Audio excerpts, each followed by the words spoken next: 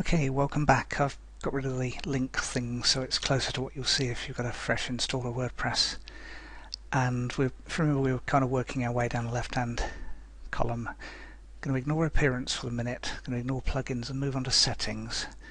The reason for doing that is it's typically something you'll end up forgetting otherwise. So on settings, we've got the site title.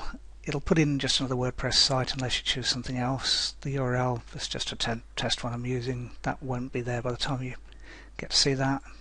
Email address, whatever. So nothing really to change in settings. General. Writing. At the moment, nothing particularly to change, but that will probably change. Reading, that will definitely change, but we can't do that yet. Discussion. Now I tend to change a couple of things. Comment spam is something that happens with WordPress a lot, so I'll tick the box that says an administrator must always approve the comment, and I'll untick the box that says they must have a previously approved comment. The reason for that is that quite often a spammer will put in a test comment that's quite innocuous and you'll approve it, and then they'll put in all sorts of rubbish thereafter. So unless you get lots and lots of comments, and in which case you've got a popular blog and you'll take other steps, tick that one, untick that one, press save. Media, don't do much about. Permalinks, that's the other thing that I always change. And I'll do a custom structure. We'll put this in the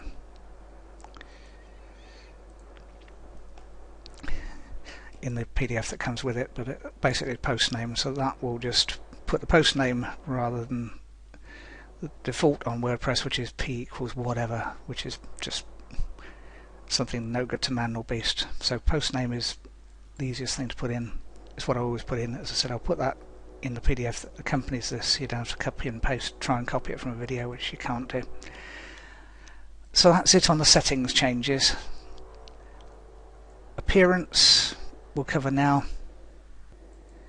If it's a brand new WordPress 3.5 install, you'll only have the 2012 theme in, because I've got other themes lurking around.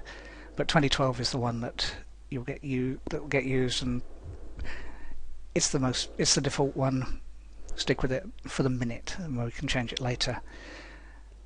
Widgets. What'll happen? Let's move that across. Is that you'll get a sidebar which has a load of rubbish in it. Search. I leave recent posts. I tend to leave recent comments, drag out the way. Archives, drag out the way. Categories, drag out the way, and meter, drag out the way, and that will happen by default. So that just gets rid of them there. So we've got recent word post, hello world, because I'll get rid of that. Okay, I've got rid of that. That was just because I had to do a fresh install of WordPress and I'd forgotten to clear those out before we started. So that's it. There's not even a header on that. So go on to appearance again. Just show you where that is. Header.